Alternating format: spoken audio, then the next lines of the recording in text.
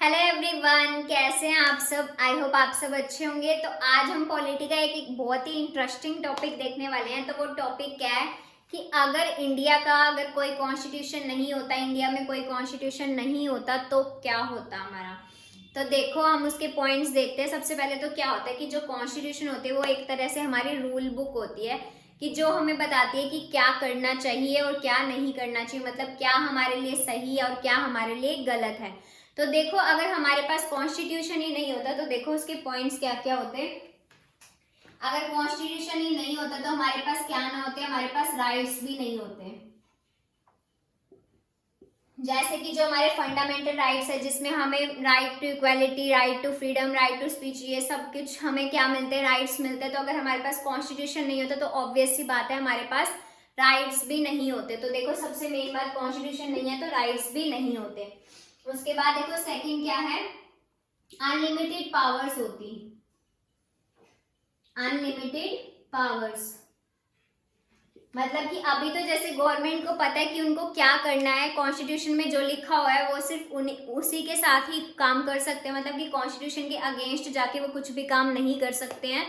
तो बट अगर कॉन्स्टिट्यूशन ही नहीं होता तो क्या होता, वो उनके पास अनलिमिटेड पावर्स होती। अगर वो कुछ गलत काम भी करते तब भी कोई उनको गलत नहीं कह सकता था, कोई उनके काम पे रोक नहीं लगा सकता था।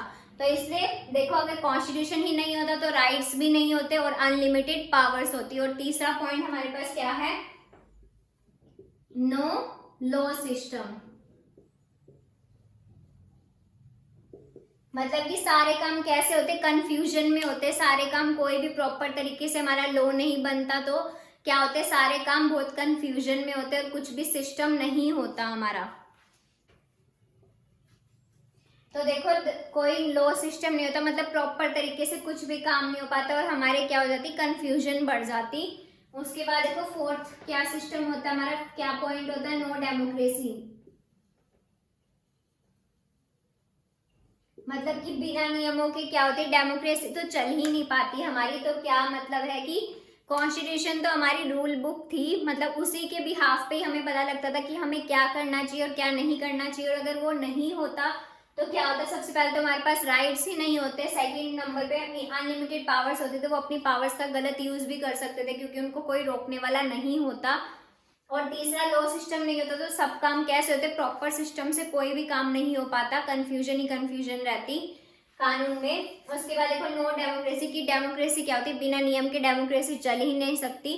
तो इसीलिए क्या कहते हैं कि कॉन्स्टिट्यूशन सिर्फ हमारी रूल बुक ही नहीं है, वो क्या है, बैकबोन है हमारी कंट्री की। मतलब वो बहुत इंपॉर्टेंट है कॉन्स्टिट्यूशन होना।